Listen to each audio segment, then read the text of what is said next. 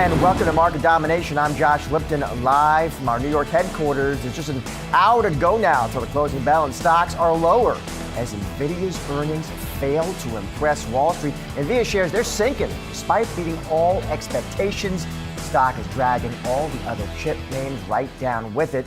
Let's get into what Wall Street is saying about the market. Our very own Inez Frey is here with me at the desk with this week's Investor Playbook. Inez, what is the theme that's coming through in the markets? What do you see? The theme is that there's still uneasiness in the market about what's happening with the software stocks, but the AI investing cycle, that's still intact, and strategists are now separating the winners from the losers. Nvidia remains at the top of the winners list, even though the stock is pulling back today. The company is still viewed as the bellwether for the AI trade, and its results really reinforce that infrastructure spending hasn't rolled over. Hyperscalers are expected to pour roughly $650 billion into infrastructure this year, and strategists agree that the pace of spending will slow eventually, yes, but not yet. And it's not just Nvidia. You're seeing the memory chip stocks. Those have surged 55% year to date. Another sign that infrastructure plays are still seeing strong momentum. So the backbone of the AI build out remains very much in place. Software, though, that's a different story. The software ETF is down roughly 24% year to date. Salesforce is rebounding today after their earnings, but the stock is still down about 24% year to date. And Workday also was hit this week to a 5-year low. That's following its results. So the concern is that AI could pressure traditional software or pricing models, especially those that are tied to what's called seat counts. That's if automation reduces headcount. That will be a headwind for the industry. So overall, infrastructure, yes. Software, it's still in limbo right now. Well, that's what I want to ask you about software, which has been clobbered, of course, right? Is Wall Street saying, okay, you know what, enough, the bottom's in? They're not saying that just yet, even though you do have Wall Street that's saying, yes, this sell-off is overblown. But what Goldman Sachs actually commented on in a recent note is that near term, it's going to be very difficult to take these concerns out of the market for software about AI disruption. But they are saying that investors will need to see multiple quarters of resilience, business resilience, defending margins, or much lower valuations before you're going to start seeing a lot of buying or a big rebound, a recovery, so to speak, in the sector. All right, thank you, Inez. Appreciate it. Thank you. Well, AI bubble fears continue to ripple through markets. Here to help us make sense of the current moves, we've got Michael Reynolds, Glenn Mead, Vice President of Investment Strategy. Michael, let's pick it up with Nvidia. I want your take on this. They report, Michael, you know, I read the numbers. They crossed the wire yesterday. Listen, it was a beat. They crushed the forecasts. You kind of wonder, all right, well, what more do the people want? And yet, Michael, you're looking here today, we are in the red. What do you make of that, Michael? What does that report and response and reaction possibly suggest to you, Michael, maybe about the broader AI trade and theme and where we are in this AI cycle? So we did see a good report from Nvidia after the close yesterday. And I think investors that are long semis, chips altogether, maybe just the sector wide, are really asking themselves right now where that next level of growth is going to come from. When we look at data center spend that has really accelerated significantly over the past couple of years, companies have been consistently guiding their CapEx plans higher for 2026 and 2027 to the point where their free cash flows are starting to get depleted to a pretty notable point. So the question is, where does that next level of growth come if the data center spend starts to get tapped out? Not immediately clear there. So I think there's sort of this questioning of what the demand profile looks like from a broader perspective. And that's not just Nvidia, that's the semi-space and chips overall sector that's experiencing this look. Yeah, Mike, you do say here the big bet on AI. You call that out specifically. You say that is a risk that bears watching. Is the risk exactly, is it overinvestment? Is that the risk, Michael? Overinvestment is certainly a big part of that risk. We're expecting that we're going to need all of this compute in the future, and we're making a lot of investments that ultimately have a pretty short lifespan in terms of the chips, which represent more than half of the spend of a data center. If that demand doesn't come through, that's just a ton of depreciation that's going to hit the bottom line for a lot of these AI hyperscalers. And it's an open question of whether that demand profile is going to look linear, if it's going to look exponential, what the monetization rates are going to look like on that. A lot of ifs, not a lot of certainty, but a lot of investments going into this and being made here that if that demand profile just doesn't, if it disappoints just on the margin, you could see a repricing in the companies that are levered to this theme.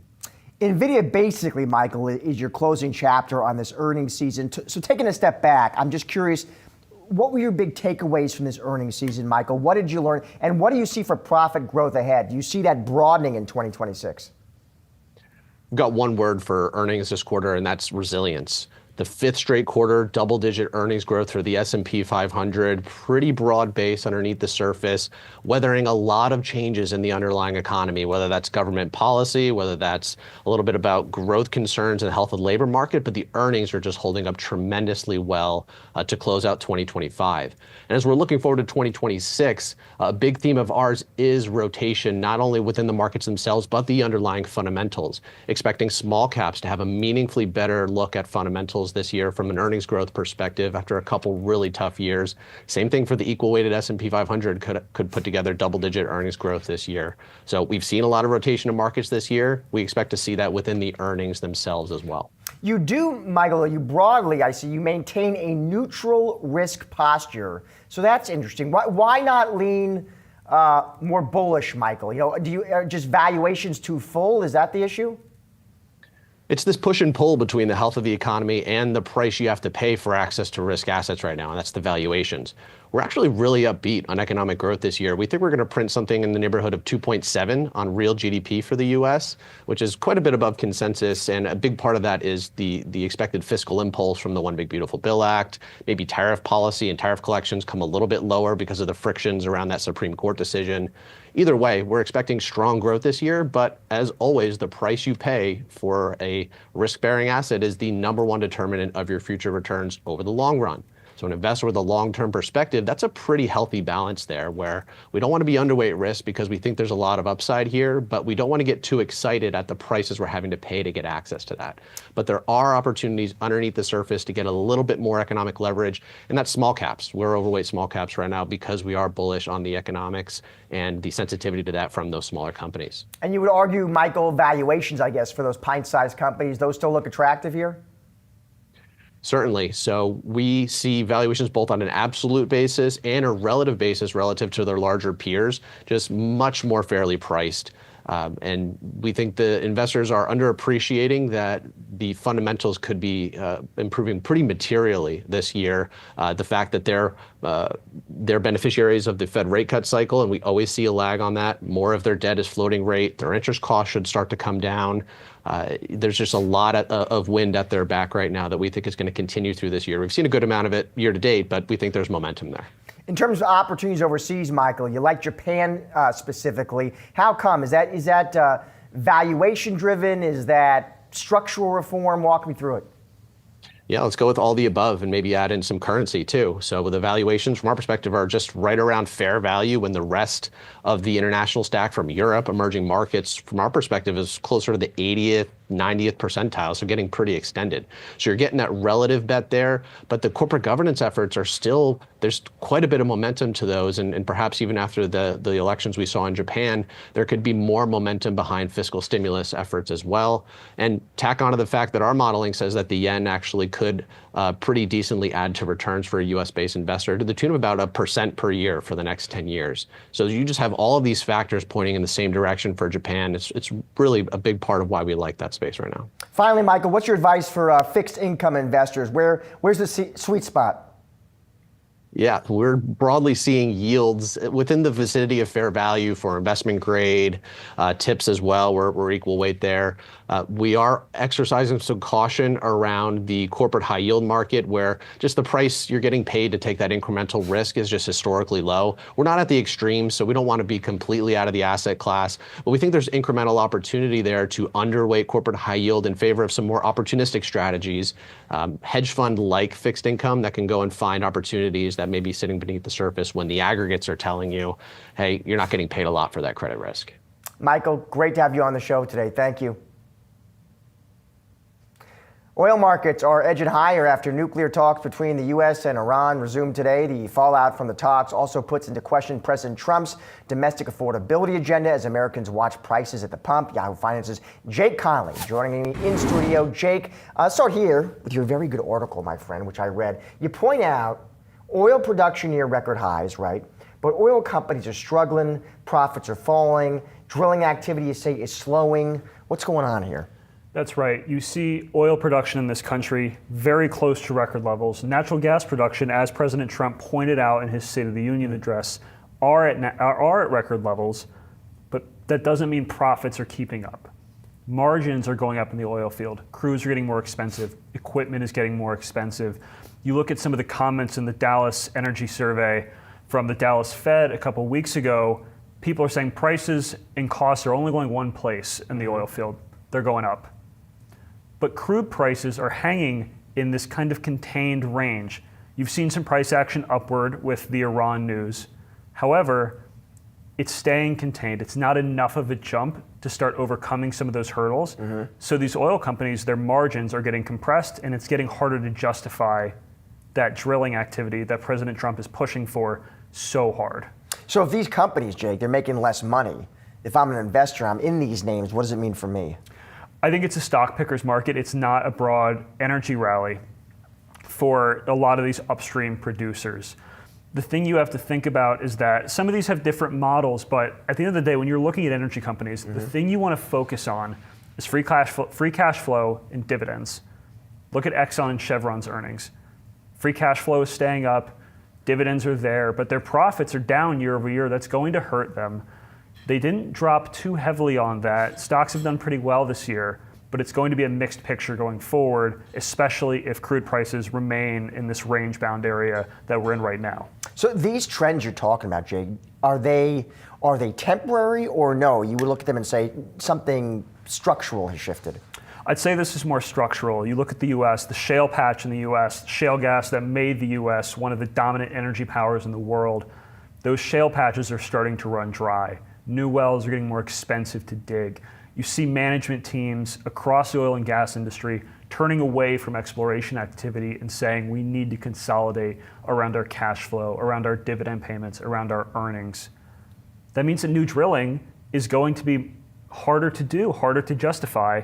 And so you're going to see this same dynamic happen until and if crude prices really break through their ceiling where they are right now. And finally, let's end on the biggest story for the energy complex. You have U.S.-Iran tensions. You had the negotiations in Geneva. What's the latest there? Talks ended today, still no deal. Reporting shows that on the key issue of nuclear enrichment, the two sides here, U.S. and Iran, are still pretty far apart. You saw the Trump administration moving more military assets into the region as the talks were going on. Also step back and note these talks today between the U.S. negotiators, the Iranian negotiators, today was kind of seen as a last-ditch effort. Where this goes, it's extremely hard to say. I think this is anybody's guess of what the administration decides to do. On Tuesday night, President Trump very specifically did not take a stance on which way this was going to go. He said he wants to see a deal happen, but did not take the opportunity to make the argument to the American people of why a drawn-out conflict would be necessary, or really even what his goal is. Is it regime change? Is it just the nuclear enrichment? But right now, talks are over in Geneva as of today. The two sides are still far apart. I think what happens next is going to be anyone's guess until we see some concrete action from either side. If you see strikes or if you see a deal, crude prices will move with that. All right, Jake, thank you. Appreciate it. Thanks, Josh. Coming up, we get the latest on the feud between the Pentagon and AI startup Anthropic. That's next on Market Domination.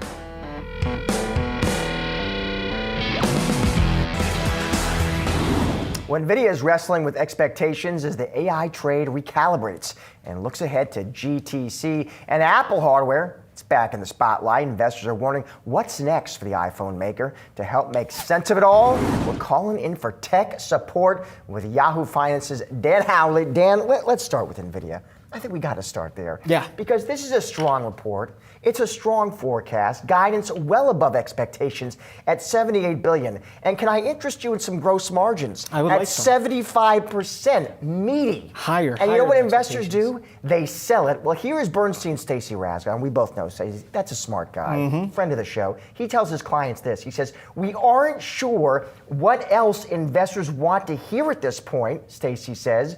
But we like what we heard, takes his target to 300. What do you make of this print and this response? I think it's interesting, and I think it's almost similar to kind of I think it's related to the kind of broader AI trade confusion that we're seeing, right? Like when the initial build out started, everyone was saying, "Whoa, Nvidia, you gotta get in there," like talking to each other or whatever, and so that's people bought into Nvidia. I think they realize, or they're thinking now, well, how much higher can this go? How much longer can this last? So there's part of that is these hyperscalers, Microsoft, Amazon. So you think Google. part of it is people are saying, this is great, it's so great, there's no way it can continue. I think partly Yeah. that. The Yeah. other part is they're questioning what's everyone going to do with this stuff, right? Because there's still that question, right, of who's getting the most out of AI, who's using it for what. There's stories about how companies are mandating that their employees use the AI that they've purchased from companies just to say, hey, we bought it, do something with it, right? And so, I think that's part of it. And then there's the broader software sell-off where everybody said, oh God, Anthropic's doing stuff. Get in the lifeboats and just ditch these software stocks in the next few days. They're like, well, okay, we'll get back on board. Maybe that our bed, some false alarm, no big deal. So I think it's just this huge morass right now of confusion. And despite Nvidia blowing it out of the water, right, beating on expectations, beating on guidance, I think that's a big concern for them. On the flip side, there are some things that you have to look at when it comes to Nvidia's earnings that we've pointed out every earnings report since this all kind of happened, and it's the percentage of revenue that comes from those hyperscalers. Slightly more than 50% this quarter. And it's been hovering around that line, above, below, around that 50% mark. Goes back to that $650 billion build out. They're not going to do that forever. What then do you do after that? Now, Jensen Huang has said, sovereign AI, baby, that's it. It's going to be sovereign AI. Countries are going to build out their AI, just like every country has their own internet providers. And it's the enterprise, right? It's going to go to the enterprise, right? But when does that happen? Right. Here's another thread in the Nvidia story. Michael Burry, on Substack, there's a big name. He points to Nvidia purchase obligations, which do climb to $95 billion. And it's sort of like, it's dot-com bubble stuff he's sort of suggesting. That was another big thread today. What did you make of that one? That was very interesting, and it's something that Colette Kress had said on the call. I think she had said it's like going to be higher than we've reported before, and it's going to sustain that way. Basically saying, TSMC had to reconfigure their lines to get NVIDIA's latest chips, and they want to be paid for that. And they're saying, look, we had to do all this over here. You guys got to promise that we didn't just build this for no reason. So give us the cash. We'll build those, but we need a little scratch for the redesign that we had to do. And so I think that also is something that people are taking into account. Michael Burry obviously coming out saying anything is big news. But I think overall for this quarter, it does seem, and likely next quarter, that NVIDIA's in a good place. They're also, by the way, starting to push more into the CPU space, right? They had that announcement with Meta. So it'll be interesting to see where that goes. Margins aren't going to be as high, but we could see more people purchase those. So I think there's still room. Also, their networking business blew up. I just wrote a piece about that on yahoofinance.com. $11 billion, not to toot my own horn. But yeah, I do think it's just odd because you see this reaction. It does feel as though everybody's just confused as to where this is going at this moment. Let's switch gears. Let's talk Apple. Because here's Apple CEO Tim Cook on X posting a big week ahead Cook says. It all starts Monday morning. What's coming? What is Cook going to unveil at this event? Cook's cooking. And no one ever laughs whenever I say the cook is in the kitchen. I'm and laughing I on the appreciate inside. that. Thank you. On the inside, there's a number of things that we've talked about this for. Bloomberg's Mark Gurman. Tim Cook's. Did he basically lay out the show? Is that what he did? More or less, yeah. Yes, He's right. been like, look, it's going to be 3 days of announcements. It's so tough because remember, we've been doing this so long. Back in the day, it was like the Abel, one more thing, right? Yes. But Gurman, you can't get one I more know. thing. And it's Here's the thing. Gurman I get has it. I would do the exact same thing. That's our job. But part of me is like, oh, where's the excitement? Where's it's like the getting pop? a gift Where's under the the surprise? tree. Yeah, exactly. right. I understand. But so they're 3 days starting Monday. Wednesday there's going to be a media kind of event that happens, and then I guess between Monday, Tuesday, and Wednesday, we're going to see different announcements. And so Gurman has said, low-cost MacBook. That's been something that's been bandied about quite often. He had written something about how the colors of the invitation could point to multicolored MacBooks. Now that would be something interesting if you're trying to target the education market. You're trying to target people who want something funkier. I mean, look what orange did for the iPhone, right? The color orange blew up the iPhone 17 Pro sales. I mean, if you walk around and you see that, you're like, oh, yeah, that's pretty sick, right? I like that. The other thing that they're supposedly talking about, 17E. Yes, explain the 17E. That's like the super entry-level version of the iPhone. The problem, though, was with the 16E, there wasn't really much kind of difference between that and the 16, and it was kind of pricing-wise, you're like, am I really getting a value here? I'm losing components, but I'm still paying a pretty high price.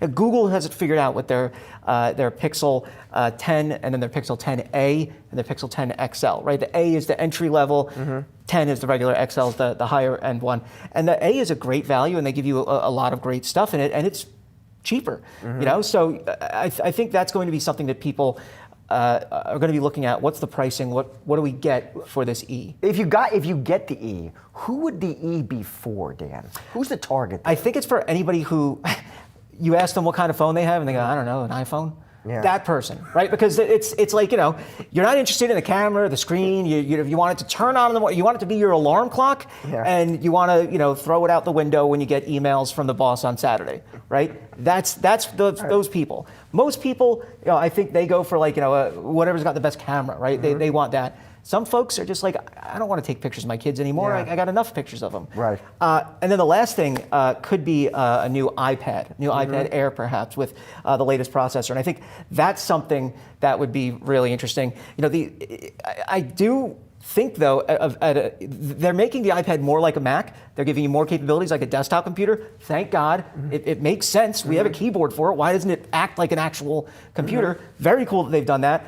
But they're also supposedly rolling out a foldable iPhone.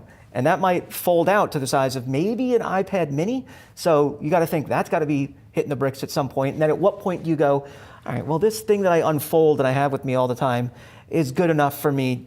I don't really need an iPad. I'll just have an iPhone. That foldable iPhone. I mean, listen, obviously, I'll wait for the Dan Halley review. Sure. But the idea, I'm excited about. Yeah. Let's end here. Swing back on NVIDIA. We'll end there. Because you got your GTC, the big show. Yeah. That's another chance for Jensen Huang. He's going to talk to investors, make his case. What do you think we see there? What do we hear there? A lot of software talk. They've been pitching this idea that they're a software company, that they employ more software engineers than designers. They talk about how they're more of a platform. So I think we're going to see more of that kind of vision of them not just being a chip company because they're aware of everything we just talked about, right? They're aware of that. And so I think to dispel any of those concerns, they're going to frame themselves as that exactly. I think we'll also get more of what Grok, that Grok kind of investment acqui-hire kind of episode will bring to NVIDIA. And that's something that Jensen had talked about on the earnings call. He said, look, we got some more stuff coming at GTC. And people were trying to get it out of him. And he was like, talk to you in a month. So yep. I think that's really what we're going to see. Fingers crossed for me. I'm hoping to see if they launch a consumer PC chip, like a CPU. They already have the graphics chip. If I could get a computer with a CPU that's NVIDIA and a GPU that's NVIDIA, I'm happy. I'll be all in on that. I don't know if that's going to be a big deal for Intel, just because it'll probably be more expensive. But that's just for Dan. That's a me thing. We will wait. We will see. Dan, thanks. Thank you, my friend. Well, tensions between Silicon Valley and Washington are entering a new phase now. Dispute between the Pentagon and Anthropic is putting the spotlight on how and if AI tools should be used in areas like surveillance and autonomous weapons. For more, we're bringing in now Maria Curry, tech policy reporter at Axios. Maria, it is great to see you. Why don't we start high level, Maria? Because not everybody is following this story as closely, right? So what is this story about, Maria? What's at the heart of this dispute here? Here's what's at the heart of this dispute right now. The Pentagon essentially wants to be able to use Anthropic's AI model, Claude, however it sees fit. It doesn't want to be in a position where every single time it has to do an operation or do something of national security concerns, it has to check in with a company and make sure that it's following that company's specific safeguards. The problem with that is that Anthropic has two very clear red lines with its usage policies that it does not want crossed, even by the Pentagon, which are mass surveillance of Americans and autonomous weapons. The Pentagon is not having that. They're saying we should be able to use your technology the way that we want, and that is what it's setting up a Friday deadline. You know, Maria, when I read your story, and please feel free to say, Josh, you're really misunderstanding this. You're not getting it at all. My feelings won't be hurt. But when I read it, Maria, I found myself, I was sympathetic to Hegseth and the Department of War in that I feel like, Maria, if you choose as a tech company, listen, we're going to choose to work with the Department of War, it seems to me you have to say, yes, we grant all lawful use of our tech. Because I don't understand, Maria, how else it would work. Like, how would it exactly work if Hegseth, he's going to send Navy SEAL Team 6 into a battle zone, and before those guys, jump out of a C-130, they've got to check to make sure they're in compliance with like Anthropic's, software agreement user terms. It just seems impossible to me. Or do you say, no, I'm misreading this? So a bit of context here that I think would be helpful. We know that Claude was used during the Maduro raid, right? So it was a very successful operation from the Pentagon. Claude was used. There were no hiccups there. And of course, the public doesn't know how this technology is being used in classified settings, but we can surmise that there was no need for mass surveillance and there was no need for autonomous weapons. Anthropic's, usage policies were not violated, and yet the Pentagon was able to carry out a very successful operation. The second thing here, with regard to the all lawful purposes standard that the Pentagon is trying to have, not just Anthropic, but all of the AI labs adhere to, is that the law right now doesn't necessarily contemplate all of AI's applications. And so in the case of mass surveillance, for example, it is legal today for the government to collect data that is public. So for example, social media posts, concealed carry permits, if you attended a rally or a protest, voter registration rolls, the government can legally collect all of that data. And then you can imagine how injecting artificial intelligence can supercharge the in real-time continuous analysis of that data to specifically target and surveil people. And that is kind of what is alarming, not just Anthropic, but civil liberties groups and folks on Capitol Hill as well. If, Maria, the Pentagon does decide to blacklist Anthropic, how unusual a decision would that be? Yeah.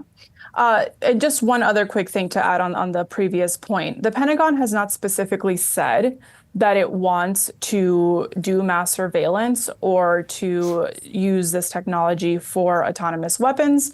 They actually view this as just a matter of doing business with the Pentagon and really important in a tech race with China. So that is something that they would argue on their side.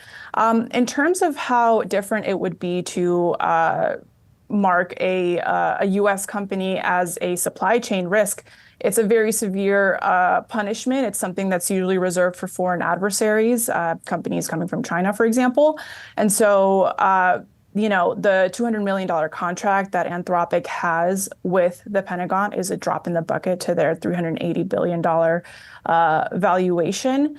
But what essentially blacklisting them would entail would be that any company that's doing business with the Pentagon would have to certify that they are no longer doing business with Anthropic, and that could be a bigger hit to the company. We reported yesterday that the Pentagon started the process of this supply chain risk designation. They reached out to Boeing and they reached out to Lockheed Martin to have them assess what their business with Anthropic looks like exactly. Maria, if the Pentagon does go ahead, they blacklist Anthropic, who potentially do you think stands to benefit? Is it OpenAI? Is it Elon Musk? Who would be in the running? So you have three other AI labs, right, that are at play here. xAI, which already has a contract with the Pentagon for classified use in the all lawful purposes setting. You have Google and you have OpenAI, and we know that those two other companies are also accelerating their conversations with the Pentagon. And so they could potentially have a lot of business to gain here if Anthropic is kind of put to the side. We are monitoring, however, whether these two other companies have red lines of their own or any types of usage policies that they wouldn't want to see violated, how they might navigate this. So more to see there. What about the primes, Maria, those big defense contractors, Lockheed, Boeing? How closely are they watching all this? What does this fight mean for them? So, essentially they have options. They have the three other AI labs that they could be working with. And we heard that they don't have a lot of business with Anthropic necessarily. And so there are other players here that they could turn to. The difficulty, though, with offboarding Anthropic is that they were the first to offer a specific model for the Pentagon. They're the only ones that are being used for classified purposes today. And so it would be, kind of a pain to go through and get rid of them and replace them with a new AI lab. Final question, Maria. I'm just curious, do you have any sense of how this is all playing out in Silicon Valley? Is this seen as some new potential tension point, new fracture point between Silicon Valley and the Department of War, or no, this is about Anthropic? I think that one thing we're looking out for right now is how employees might be reacting, if this is something that they're comfortable with or that they might speak out on. We have seen employees speak out on previous situations, regarding ICE, for example. And so at the employee level, that's something that we're monitoring. Maria, great to have you on the show today. Thanks so much for your time. Thank you. Coming up, we bring you some of today's top trending tickers. That's on Yahoo Finance next.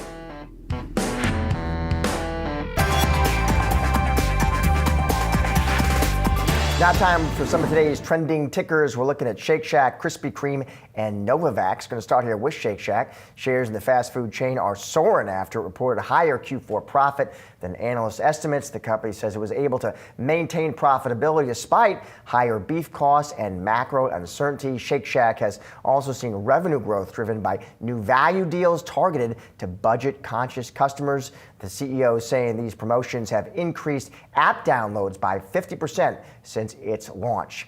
Next, we're going to stick here with the food and drink space. Let's look at Krispy Kreme because those shares are climbing higher as the donut chain reported better than expected results. Investors are optimistic about the company's turnaround plans. Its strategy has focused on refranchising its businesses as it ended a partnership with McDonald's last year. It has also been selling some of its international operations. Analysts say it is a sign of progress, but growing adoption of GLP-1s remains an overhang for the company. And finally, Novavax, the vaccine maker, reported results which surpassed Wall Street's expectations. Novavax reported revenue of $147 million. It also raised its forecast for the year as the company sees growth coming from an uptick in licensing and supply deals for its vaccines. Even still, the company says an unfavorable regulatory environment may weigh on growth. Shares in the Novavax are up over 60% year to date. Well, C3 AI shares, they're sinking after the company slashed 26% of its workforce and reported revenue below analyst estimates. Brian Sozzi spoke to C3 AI's CEO this morning to discuss these developments. Tough decisions, but maybe to start with, we did not deliver this quarter. Full stop, not going to sugarcoat that. I've been here for 6 months, and that's on me. But my conviction on the market for enterprise AI, my conviction for what C3's product is able to offer for the market is stronger now than ever. But the reality is we were just burning too much money. We had to restructure our cost basis, reduce our cash burn, and that's going to give us maximum flexibility to capture this opportunity ahead of us. And I've been here for 6 months. I've been talking to our customers, our employees, our partners, and it was resounding that every CEO is looking for the ability to operationalize AI at scale. That's exactly what we do, and that's exactly what I'm trying to do, which is give us maximum flexibility to go capture this today. Steve, I'm a bit of a organizational flowchart nerd, so bear with me here. So if I got this right on the earnings call, you now have some top salespeople at C3I reporting directly to you. Why was that so important for you to make that decision? Well, I'm trying to get closer to the startup days where you have less layers in the organization and getting closer to the customer. I did this in Q2 with the federal government, where the sales team reported directly to me, and you've seen the results there on both the defense and the civilian side. So for me, I'm trying to take that same playbook of how to deliver value faster to our customers in the sales cycle to convert those to much larger opportunities and bring that playbook to North America and EMEA. It can be replicated. I just need to be closer to those accounts to drive the transformational changes we need to do. Before you arrived, Steve, I believe the Salesforce team went under a restructuring or retooling as well. Why isn't the Salesforce closing some big deals? Like, what are they not getting right on the phone? What are they not doing right in client meetings? Have you assessed the problem? Well, let me highlight where we are seeing the growth first with the federal government, 134% year-over-year growth. There is a playbook there that's working. When you have NATO, you have the U.S. Department of Agriculture, the Department of Energy, the UK Royal Navy closing and buying your platform in the same quarter, there's clear signal there. Like, the government is embracing enterprise AI, and we're going to double down there. Now, for the rest of the market, we're going to take the same playbook, how to play bigger, how to sell a bigger transformational story to the CEO of these businesses. Think of the last segment you just highlighted. Industrial, regulated in spaces, they're all looking for these transformational change with AI, and that's exactly what C3 does to helping operationalize AI at scale. That's what I want to focus on. So before, I think we're just playing too low and not playing big enough in those markets. We're going to change that immediately. What is the difference between selling to the federal government and some of these commercial accounts?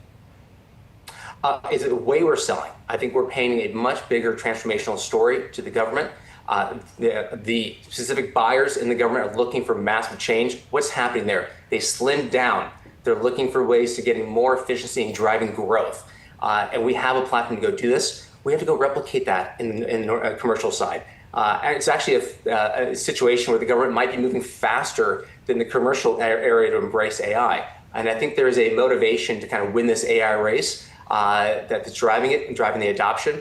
And you're seeing the CEOs in commercial sectors catching up as well. Every CEO I speak to, they're no longer trying to just pilot AI anymore. And this is a fairly new trend.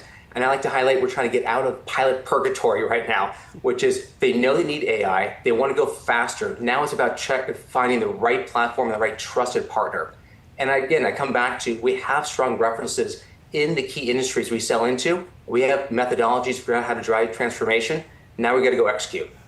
As investors follow your turnaround here at C3I, what are some of the data points they should be looking at over the next couple quarters to say, you know what, that inflection point, it's here, they're starting to turn the corner?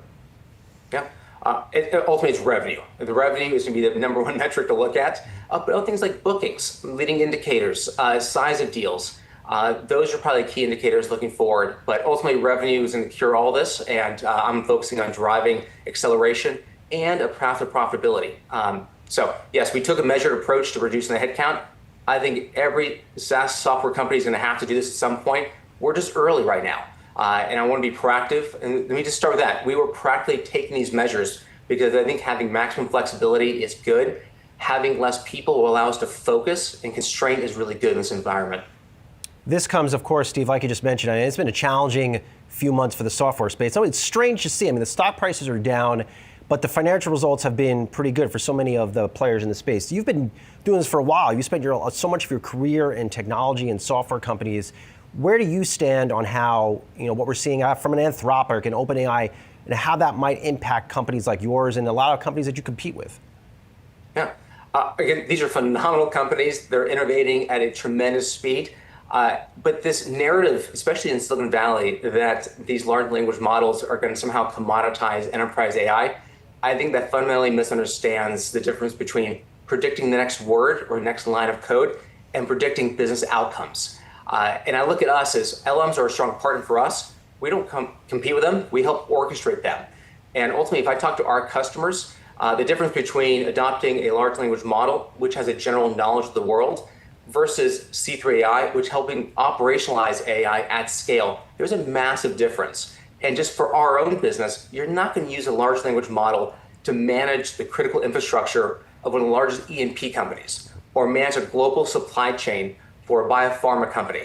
That's not what an LM does. That's what C3 does. And I think that's a testament to the architecture of what we built, which is all the layers needed to actually deploy these models at scale for the most important organizations in the world. So again, I think it's very much complementary. I think the market is missing the difference between a model and a company like C3 AI, and we have to go prove that. Coming up, we look ahead to Berkshire Hathaway's first earnings report without Warren Buffett. That's next on Market Domination.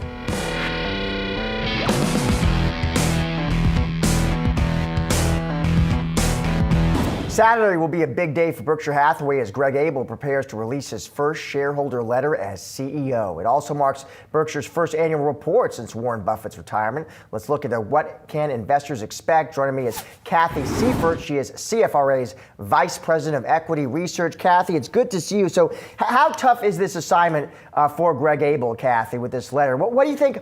What do you think the tone is here, the style? Does he stick with the sort of folksy Buffett approach, Kathy? You know, it's cherry cokes and cheeseburger kind of vibe, or no, he's an operator, so we should expect something, more buttoned up. What do you think? So I think there's what investors are hoping for, and then there's what I think investors might get, and there's a little bit of a disconnect there.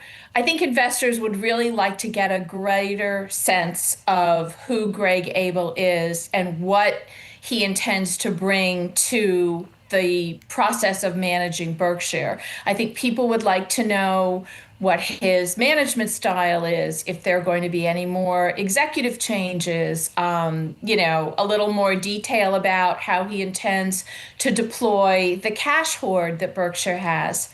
The reality is, I think investors should also prepare themselves for this annual letter to be an homage to Warren Buffett, and we may not learn any more about Greg Abel.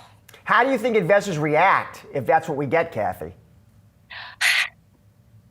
I mean, it's a good question, and I'm honestly not sure, but I do believe there is a cohort within the investor group that needs more from this company, more information, more transparency, greater insight into strategies and things like that. And, as the old cohort of Berkshire investors sort of age out, there's a new investor base that's not going to necessarily give Greg Abel the pass or the free rein that they gave Warren Buffett.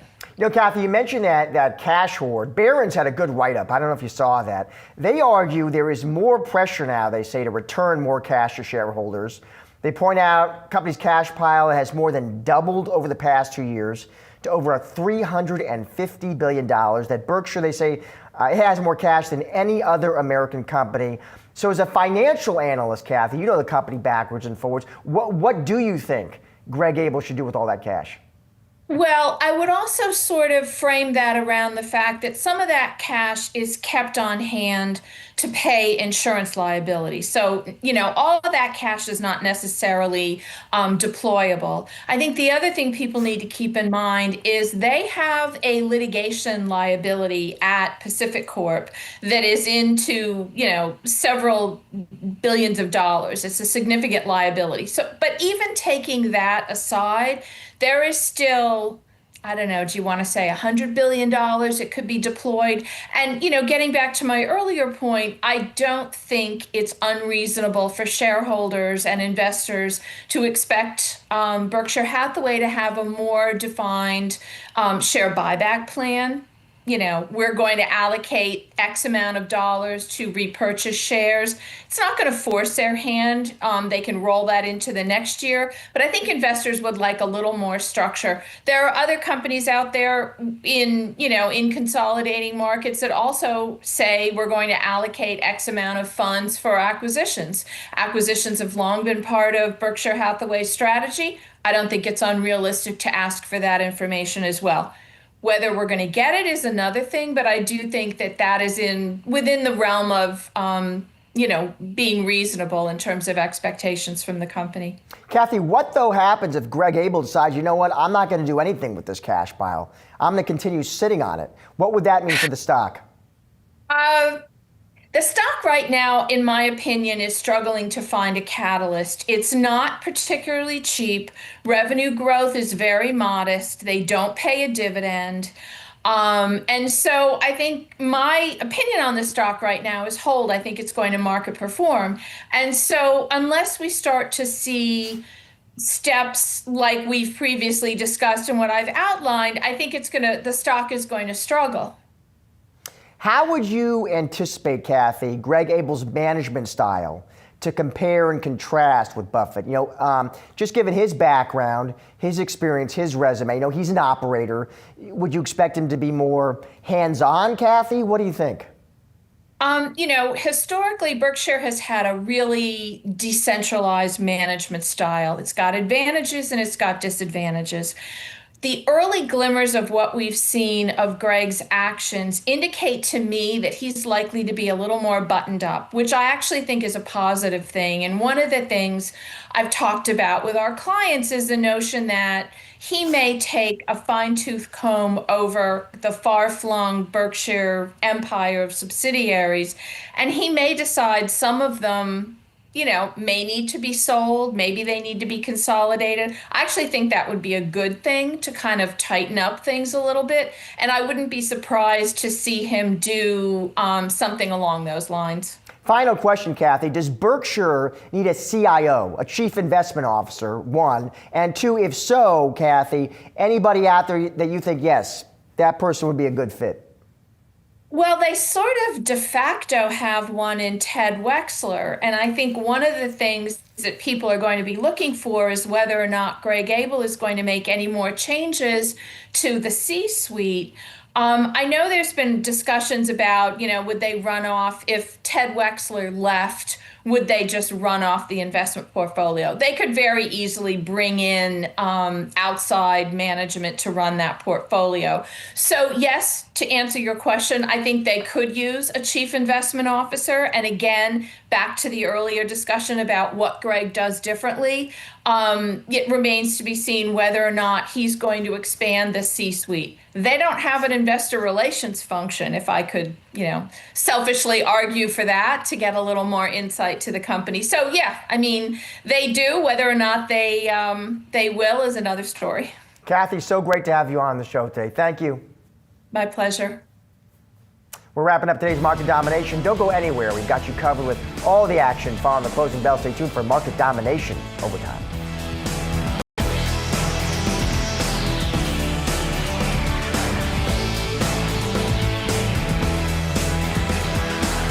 Hello and welcome to Market Domination Overtime. Stocks ending the day mostly lower. The Dow just eking out gains here. Our very own Jared Blickery has all the headlines. Jared. Thank you, Josh. Yeah, photo finish for the Dow. Let's check out the day's price action. And you're going to see we finished very close to the flat line. We were green, we were red. In the NASDAQ, though, it was a story of all red the whole day, although pretty far off of those lows, which we notched in the morning and tested in the 1 p.m. hour. Ending the day down about 1.2%. S&P 500 down a little bit less than half of that, very similar chart. And just looking at the small caps, you got the Russell 2000 up 0.5%. And I'm going to show you there were some pockets of green today that were very encouraging. Here's another one, S&P 500 equal weight. Guess what? Record high. It was up 2.3 of 1%. That's where every stock gets one vote. So that just shows the breadth of this rally kind of kicking in here. Let's go to the large cap sector action where we have financials in the top spot, worst or one of the worst performing sectors of the year, leading the charge up 1.2% today. About half of that total for industrials, and you got real estate, energy, and communication services in the green. Tech was down 1.4% and by far the worst performer of the day, the only underperformer. But let me show you something here. It was concentrated in the semiconductors. The stocks did not have a nice day. You got Nvidia kind of leading things down there, down 5.5%. Arguably, that was a drag on the whole index, and check out software. Software rebounding nicely, a lot less scary than things were looking Monday as that Citrini research report was getting priced into the market. I'm going to show you a few other things. Here's the Dow Transports. This sector was under pressure a few times in the last couple of weeks, but Uber up 2.7% today, second best day of the year for that. Airlines looking pretty good, bouncing back after the winter storm losses we saw earlier. United Airlines up 3%, Delta Airlines up about 2%. And those logistics companies that got smashed, those are doing well too. J.B. Hunt, C.H. Robinson, Expeditors, et cetera. Then let's go to the meme stocks. I don't show this often, but I just want to show you this in general risk appetite. That's what it is a barometer for. And so we're seeing just kind of broad risk taking behavior today within certain confines, because we did not see that in crypto. That's another red heat map we're looking at. And I'm going to close, I usually start with these, but I'm going to close with the NASDAQ 100 there because of all those big chip losses and also some other mega cap losses. Looks pretty red there. Software is a standout again. And then in the Dow, kind of a mixed board. You got Salesforce up 4%, Visa up 1%, IBM up 2%, American Express up 2.5%. But that Nvidia, that big Nvidia print just kind of weighing on things here, Josh. All right, thank you, Jared. Well, stocks closing mixed to finish this trading day. Let's get some more reaction with Anna Rathbun, founder and CEO of Grenadilla Advisory. Anna, it is good to see you. Let's start with Nvidia, Anna, because they put up roughly 80% growth, 75% margins, right? It's a strong print. They knocked the guide out of the park. The stock sells off. It's down more than 5% in today's trade, Anna. You say Nvidia is trapped in what you call here a negative momentum narrative. What does that mean in practical terms, Anna? You know, I think everyone is hating on AI in one form or another since the beginning of the year. So we've had the software sell-off, which I guess there's some signs of life today. And then it's taking turns. Nvidia and hardware is now taking a hit. With Nvidia specifically, it's really a story of high valuation and multiple compression. It is giving us a forward earnings that is beating expectations as well, but the PE ratio is very high. So I think this is just investors repricing its expectations in terms of historical valuations, and perhaps putting money to work in other areas. And, you know, part of it also is Nvidia is, along with Google and everybody else, these large companies, it's time for a sell-off for them. But I don't expect that to take a very long. I don't expect that to continue on forever and ever.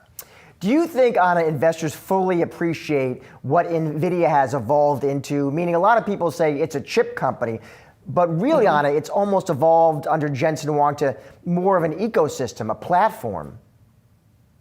Yes. So this is a very important thing to remember because we've been talking about their GPUs for so long. One of the things that we learned from the earnings report was that they're diversifying two things. The first is the consumer base or customer base. And second is their network revenue actually jumped up over 200%, right? So that network is really selling gear with the chips in it and therefore actually letting the chip shine because they have control over how the chip works. And so it actually makes Nvidia really difficult to compete with. And when you pay attention to all of these diversification efforts, it actually protects the moat that they have built around them for the last several years and maybe more to come. One interesting trade today, Anna, was if you looked at the chips, the SMH finishes down. And meanwhile, software, that actually finished the day in the green. Do you see that, is that a one-day trade, Anna, or no, maybe after being so beat up, start of a new trend here? Yeah, you know, last night we had two major companies in tech, right? One was Nvidia, the other was Salesforce. And they had a completely different experience today. And that tells me, and they both had good earnings, good reports. So that tells me that software, maybe there's a fatigue of sell-off from the investors, and maybe it's showing signs of life. Whether or not it continues is actually a big question mark, because who knows when the next Claude, industry hit is going to be. And I think that's a really important thing to remember is that because Agentic AI speed at which they're producing new products is so fast, that it has really taken the markets by a storm, and I'm not entirely sure that it's over. The other thing is the markets don't really know how to price in AI, so it's kind of indiscriminate selling until the fear of agentic AI sort of, putting software into extinction is over. I think we're going to maybe see a continuous pressure. You also, more broadly, Anna, you say here AI is now the elephant in the room driving GDP. How much of U.S. growth is now riding on this technology, Anna? A huge amount. So in the last several quarters, we had AI investment from businesses, and notably they're coming from hyperscalers, right? And consumer spending. But US always has consumer spending because there's 340 million of us. So those two have been really driving the growth. But AI spending has been sticking out. And so, without AI spending, I'm not entirely sure what the GDP growth will actually look like. It may not look like much. And if you look at the fourth quarter GDP growth, which was at 1.4%, a lot of that was AI. So take yourself back to before AI became a huge investment, what that number might have been. So that tells you a lot about AI versus everyone else that's happening in our economy. And finally, Anna, sticking with AI, you say it's not just a tech story, it's really, you say, a geopolitical arms race at this point. Walk me through what you mean by that. Yeah, ARMS here is AI. It's such a powerful platform that everyone wants to get ahead of it. It's not just the AI race here in the US among the tech companies, it's AI race between US and China as well. And as you know, there's rare earth minerals and a lot of different critical components that are actually not produced here in the United States that we need to be friendly with, or at least try to dance with China in order to make our AI work. And they also want our chips as well. So this is actually caught in the middle of some of the trade war that we've seen, as well as whether or not we trust each other and how we're going to work with each other going forward. All right, Anna, great to have you on the show. Thank you. Thank you. Coming up, mortgage rates dropping as we approach the spring home buying season. We bring you the latest data. That's next on Market Domination Overtime.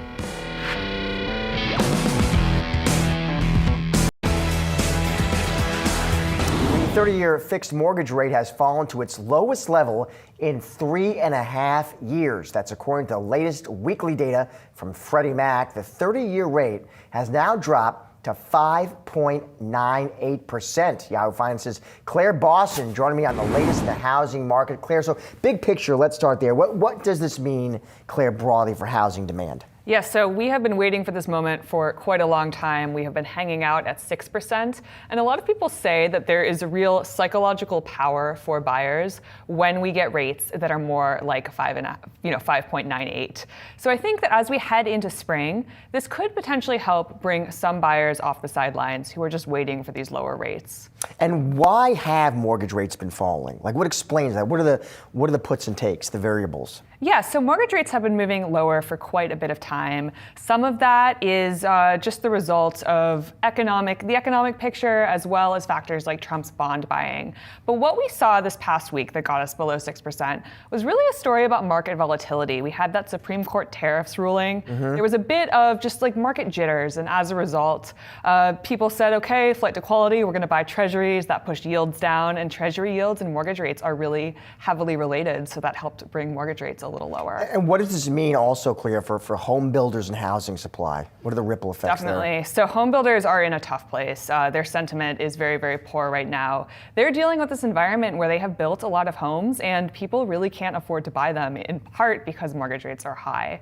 So lower mortgage rates do help. But that being said, we're at 5.98. We are not at 3%. This is a step in the right direction, but it will not reverse these really challenging market trends that we'll see. That being said, sometimes if you're looking at the resale market, seeing lower rates might convince some sellers, okay, maybe I'll try to list my home, maybe buyer demand will be there. So that is a little bit of good news headed into this sort of spring home buying season. All right, Claire, thank you. Appreciate it. Thank you. Well, software stocks turning positive today after Salesforce earnings. The stock initially dropped, remember, in after hours trading on Wednesday, but the street now weighing the company's earnings beat and share buyback plans. Guggenheim securities analyst John DiFucci joined Julie Hyman this morning to discuss those results. I think there's a couple of things. One's tactical. I think that the shorts were sort of full. At least that's what our traders tell me. And I think you have fundamentals too that are supportive, and not necessarily fundamentals that Salesforce's company is doing well. It's actually sort of sluggish, and we can talk about that. But you have valuation. So Salesforce trades at about 4 times recurring revenue, and that's where all the cash flow comes from. If it was run hyper efficiently, we think it should trade at any SaaS company should trade at about 5.4 times. That should be sort of a floor. You had a similar thing happen to Workday too, where they gave guidance that people didn't like. It was down big after hours. The next day it was up. It's a complete 180 from a month ago when ServiceNow reported. They reported good results and they gave good guidance, and their stock was down 10%. So I think it just got a little bit too well done with software. And I think you're just starting to see people say, okay, this is too much. Okay, so let's dig into Salesforce specifically then. I mean, what's your assessment of how Agentforce is doing? It feels like the vibes around it are not great, but it did book, $800 million in revenue. Do you think that Salesforce is doing the right things on the agentic front? I think Salesforce is doing the right things. It's a little bit of a loaded question. So Salesforce, you had a few questions in there. How are they doing with Agentforce? Agentforce was a concept.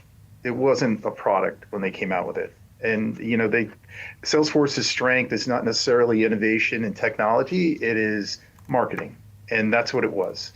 Now they have some product now. They bought some small companies that brought in some talent to try to build it, but they're way behind.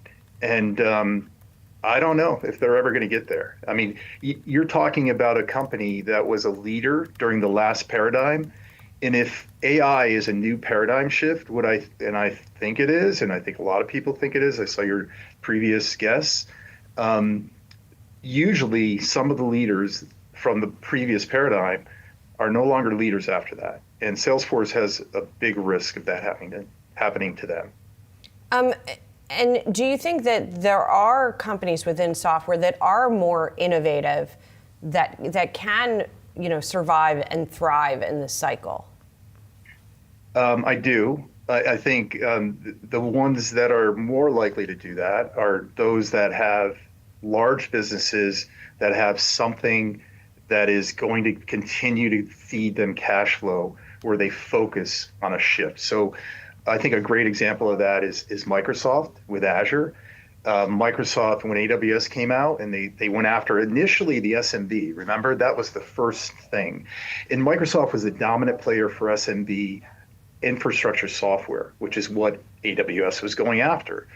So Microsoft came out with Azure, but Microsoft has 2 near monopolies in Windows and Office, where they could support the investment over years of not being profitable, in pouring money into that. Now look what they've done. They were able to do that, and now it's sort of the third leg of the stool for Microsoft with Azure. It's hard to do that. Like with Salesforce, it's not like just Marketing Cloud has to change. The whole company has to. And I don't know if they can do it. It's a big company, and the problem is they haven't been very innovative. You asked the question, who might be able to do it? Mm-hmm. I think Workday has a better shot at it. Workday has always been a technology innovative company. Salesforce's innovation was saying, hey, let's provide a SaaS solution. Let's provide an application through the internet. So you don't need software anymore. It's software as a service. That was their innovation. That was in the late 90s. Like, they really haven't been very innovative since.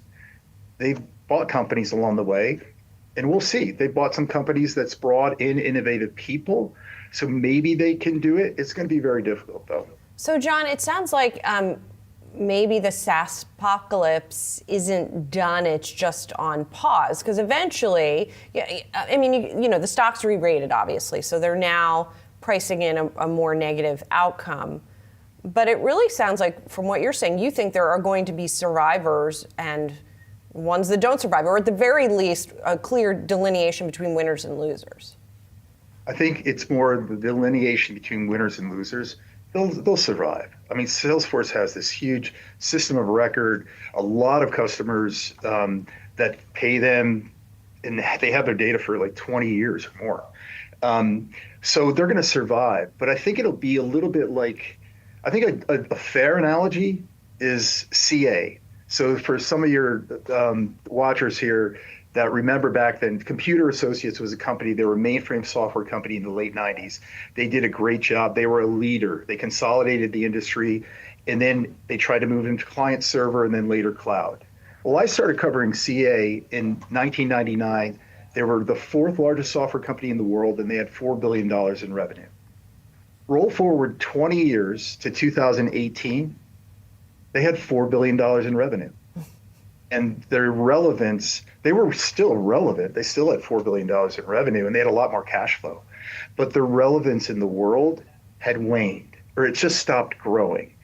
And they got taken out by Broadcom at a little over 5 times recurring revenue. And as I pointed out, Salesforce trading at 4 times. So, and they are growing a little bit.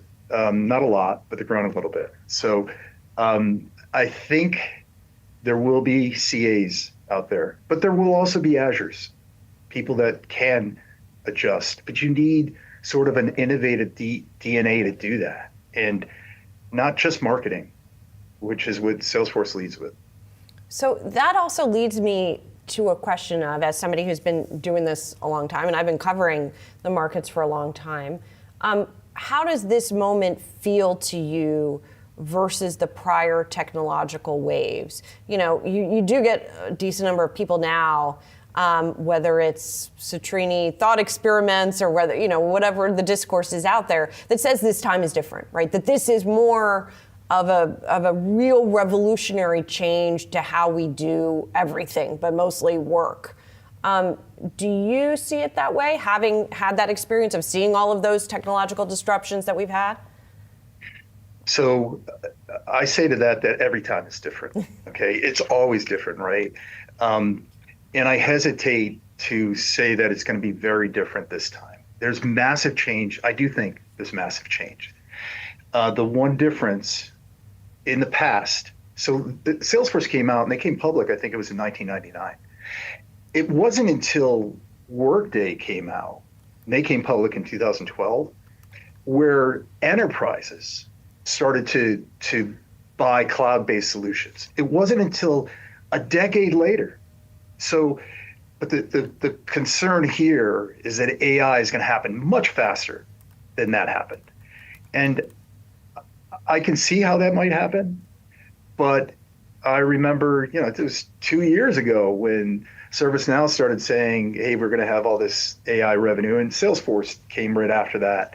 And yes, they said $800 million in ARR, or annualized recurring revenue.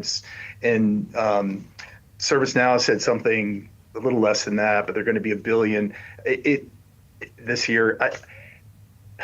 But their revenue's not growing anymore. It's actually moderating more. So what's happening? Well, you're allocating revenue to AI solutions, or customers are not buying your normal solutions, your traditional solutions, and they're buying AI, but your revenue growth is still declining.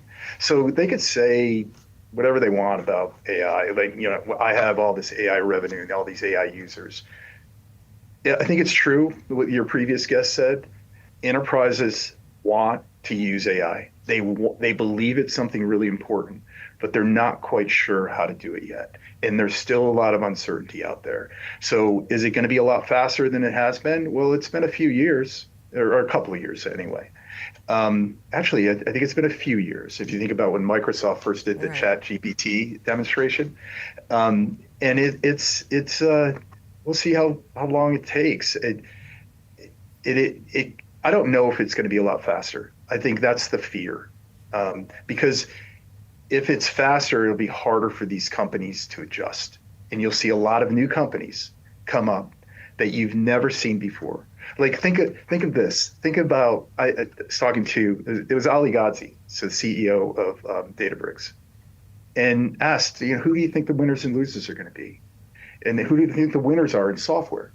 And he said, I can't answer that. It's just too early. And this was like a year ago.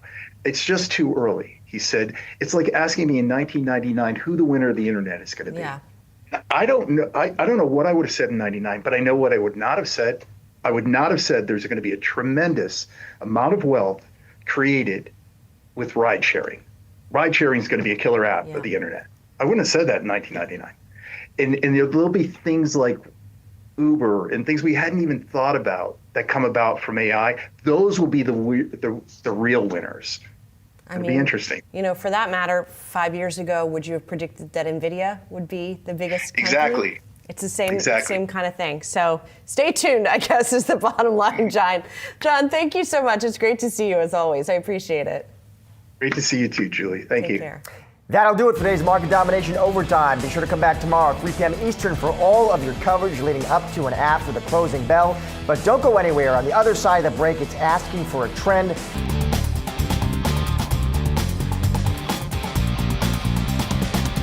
Hello and welcome to Asking for a Trend. I'm Josh Lipton. Here's what we're driving into today. We're tracking some of the key stocks moving into after hours trading. Shares of Block, Dell, CoreWeave, they're all posting results after the closing bell, and we've got the details there.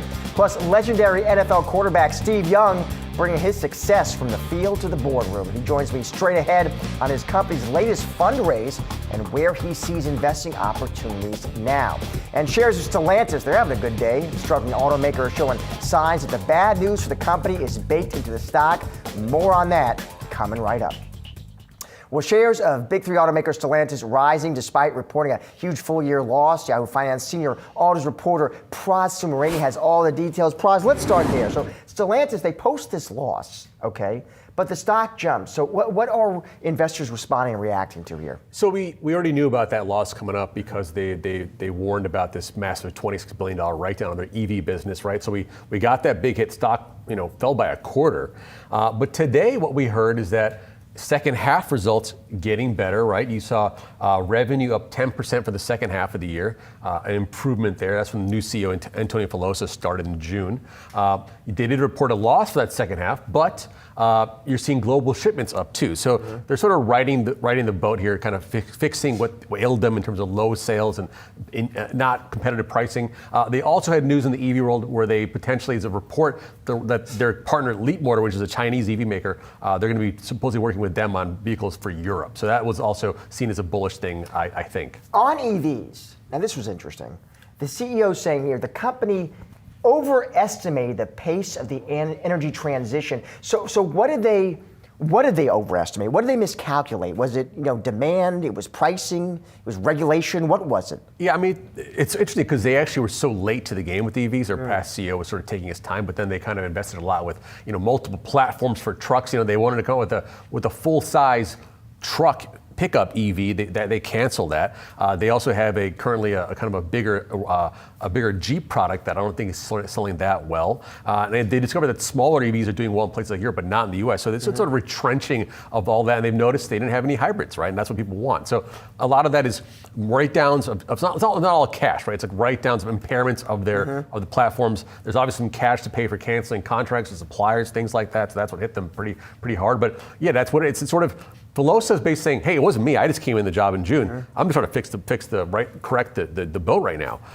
So that's what's happening now with all these write-downs and sort of strategy changes. So, and they also say here, they're pivoting to what they say a freedom of choice for consumers. That's how they frame it. What does that mean exactly in practical terms? So I'll give you an example. One of the cars that was going to be all EV was the new Dodge Charger, right? That was going to be an EV sports car. I actually drove it. It was actually wasn't that bad. It was fine, but did it make any sounds? Did it excite you? That's what sort of Charger drivers want. So what happened is they now added a V6. They call it a six-pack or whatever they call it, like some kind of it's a fun engine. They're putting that into that Charger. So hey, we're giving you the freedom of choice. You can have the Charger with the electric motor, or you can have the Charger with the V6. Take it or leave it, or 6-cylinder, I should say. So that's what we're talking about: freedom of choice. The CEO has only been on the job. I mean, it's less than a year. He's a relatively new guy. What do you make so far of the job he's doing? He was at Jeep, so he's in the mix of Stellantis, but it sounds like he understands the job requires a lot of drastic changes right now. And that we're seeing that with the big write-downs and the cancellations of some of these products and sort of focusing more on, we need to build more Jeep products that are cheaper, that people want.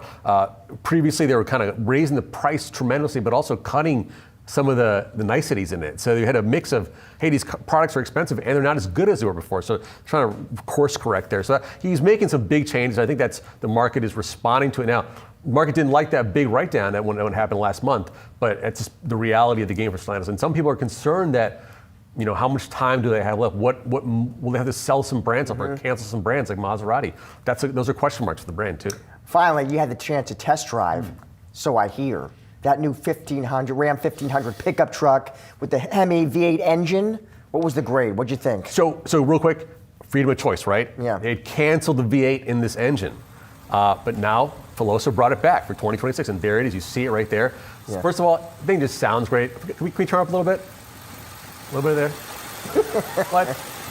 Well, that's an idle, but hey, when you're revving it, the car sounds great. Like I was initially kind of sound is critical. It's critical, but I was like, this is boring. Why do I want this? I should try it out.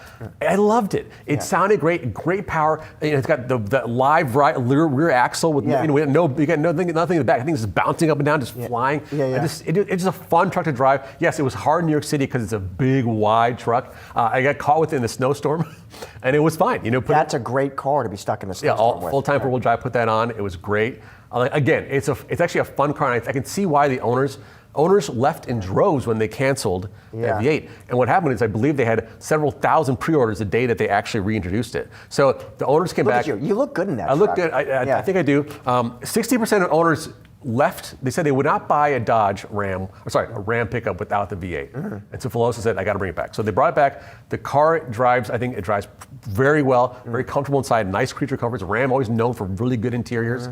And it's a compelling product when you have to compare it to F-150 and the Silverado. The Ram is a great choice amongst those. And I think the V8 makes it an even better choice. You got a good gig, man. That's a nice way to spend your day, test driving that beast. Thank you, Praz. Appreciate it.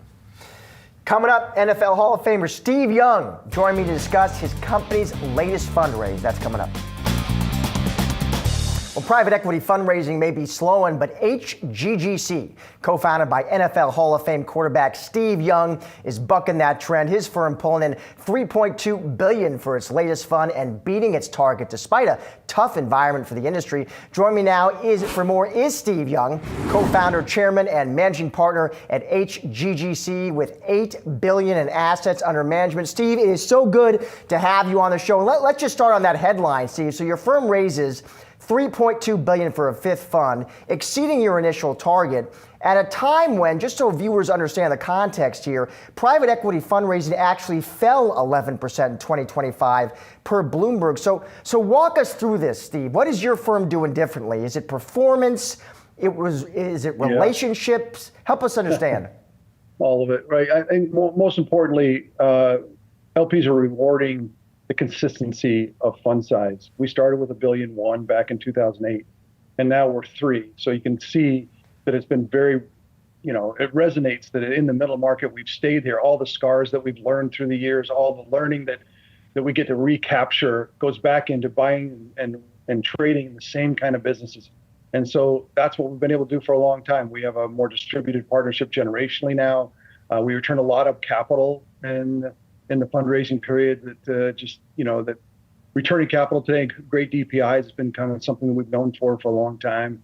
And then our strategists resonate as well. Like we're partnership investors across tech-enabled businesses, tech-enabled services. And I think it just, all those pieces of it added up to a really successful fundraise and a lot of hard work from across the whole firm. In terms of where you all see opportunity, Steve, you talk about mid-cap or middle market businesses. Now, why is that, Steve? Is that valuation? Is that less competition? Some combination? It's not less competition. I think there's 6,000 middle market private equity funds. So it is not a lack of somehow but we tend to find what we'll call hidden gems. We tend to work within the construct of the bespoke transaction, the people who are looking more, we're not value buyers. We pay for, well for every business, but across the table is our partner. And a lot of times that partner is not looking for the last dollar, looking for a lot of other things, including expertise in how to build a good business to a great business. And so for us, That resonates in today's market. They laughed at us in 2008.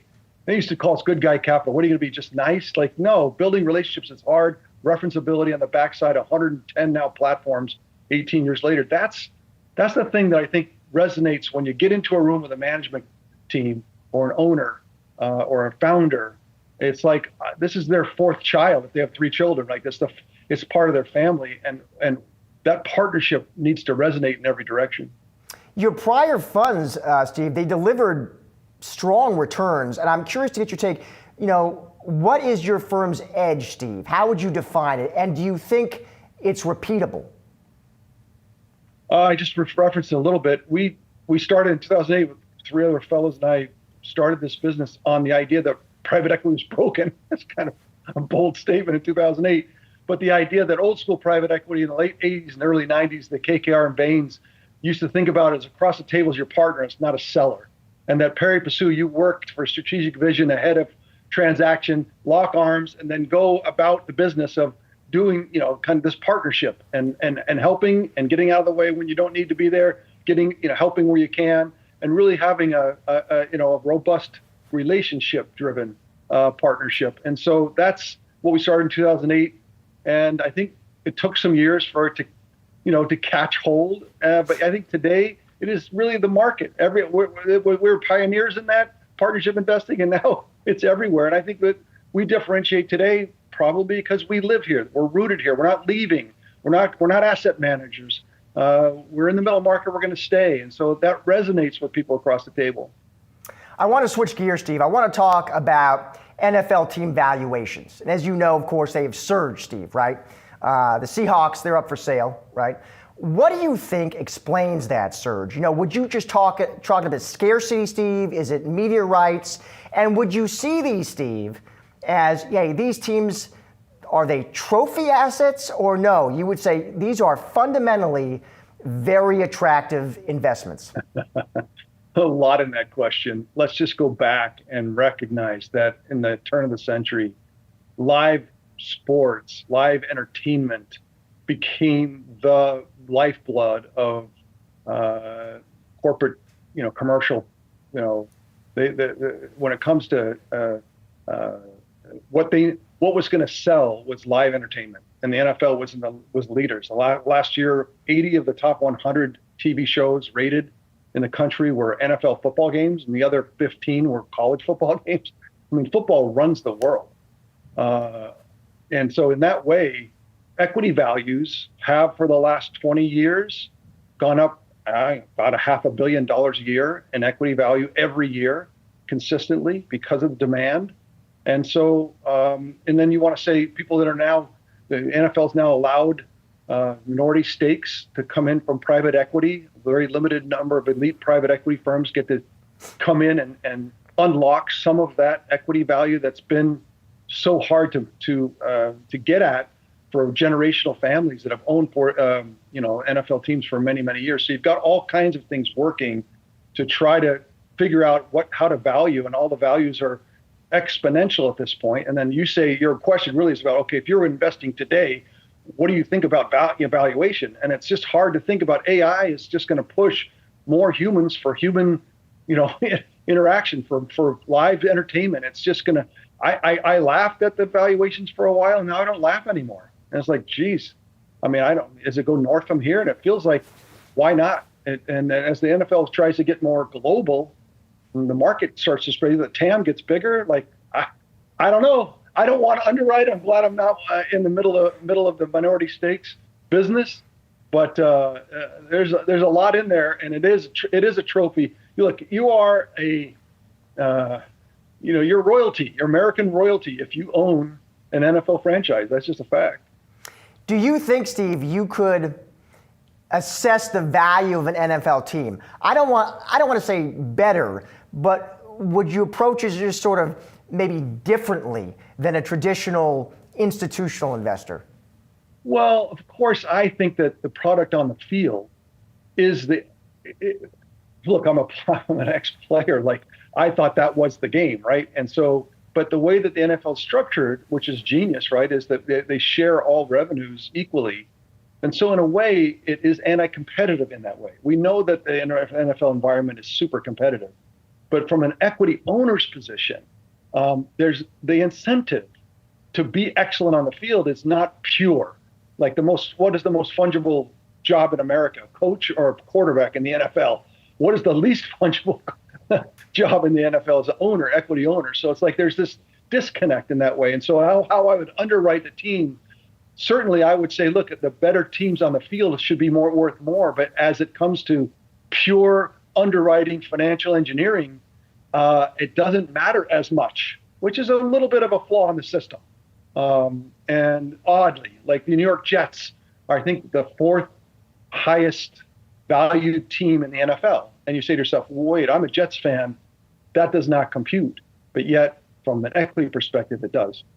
If a firm like yours, Steve, listen, I got to ask, since you are an investor now, right? If a firm like yours, Steve, could own a minority stake in an NFL team, would that fit your firm's model?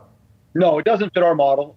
And that's probably okay. We'd have to raise another fund specifically for that, which I've thought about, because I would love to help generational ownership find kind of better ways to do business. And I think private equity can, within a construct, bring some expertise that's necessary.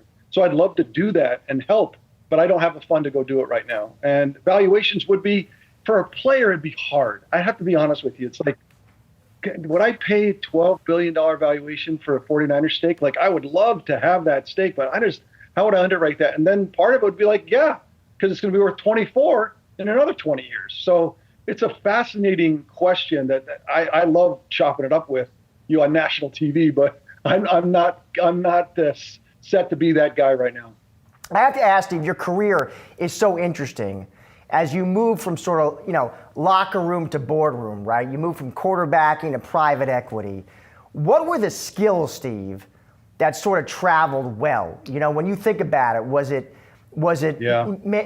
managing egos? Was it culture building? Was it decision making under high stress situations? Like, how would you explain it? All of that, right? My Hall of Fame coach, Bill Walsh, wrote a book called The Score Takes Care of Itself. And that's how we built the 49ers through the 80s and 90s. And even today, it's influenced by that philosophy that, all for one, one for all kind of aspect. And in business, it's harder to do in business, but it relates. The team building is one-to-one. And so I built a firm really that is trying to replicate that spirit. Like, the returns take care of themselves if we're built on shared common values and partnership. And so in that way, the things that related are like a lot of quarterbacking. Like, quarterback is psychology. It's like, how do I get my offensive linemen that are paid a tenth of me to go fight for me every week when I'm screwing up throwing interceptions? And then and you got to be super careful how you take accountability and make sure you gather people and how you speak to people. You can yell at some guys, you can have to whisper to other guys. And all of it was training look, private equity and business building is high functioning people, and high functioning people, high IQ. To me, it feels very resonant. There's differences. Like, there's no score, there's no field, there's no 80,000 witnesses, there's not a clock. There's things that make it really harder in many ways. Football was pure, right? It happened, and you couldn't lie about it. You couldn't duck. The accountability was clear. Football was pure. It was human behavior at its easiest to understand. But I think in business, you can take so much of what happens on the field and really relate one-to-one, not just metaphorical, but like actual in the dirt, how you run the business. There's a lot that goes together. Finally, Steve, listen, I'm a Bay Area native, Los Altos, California. I've been watching the Niners my whole life, Steve, right? So I got to fit one question in. Here's my question.